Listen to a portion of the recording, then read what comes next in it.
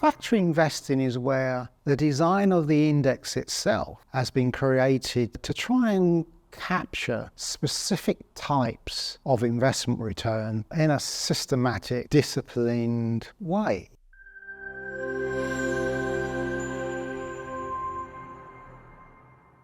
How long is a piece of string? There are literally thousands of factors. There are lots of bright people at universities in the UK and particularly in the US doing their dissertations on unique and interesting varieties of investment return. So there are thousands and thousands of them. Whether you can consistently capture those returns in a cost-effective way across all markets, that's another question. Most of us would recognise and agree that smaller companies do tend to outperform, or they offer greater expected returns over the long term. Value companies tend to offer greater levels of return over the long run. Even profitability.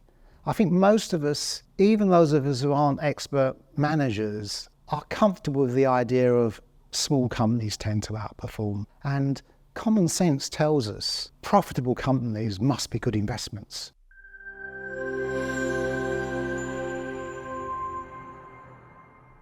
You can apply any structured, disciplined approach to capture returns, be it equity or fixed income. In the main, if you look at the characteristics of the way bonds work, the quality of the bond has an impact on expected returns. So AAA, AA, B, etc., etc. So that's one medium of controlling the investment experience. The duration of the bond is probably the biggest factor, shall we say. The longer the loan, the greater the capital value of that bond will change during its duration.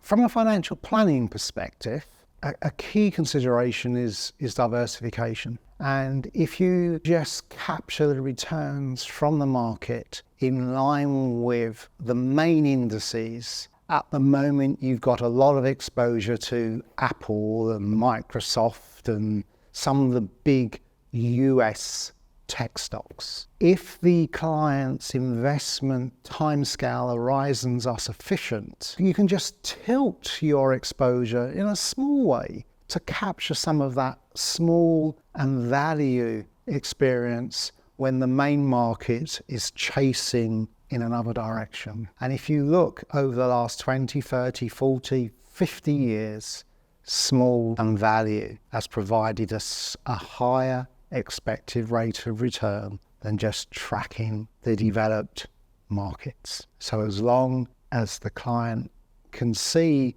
that there is a positive outcome at the end of the rainbow and they're prepared to ride out some of the volatility in the short to medium term, evidence would suggest there's a benefit to be obtained.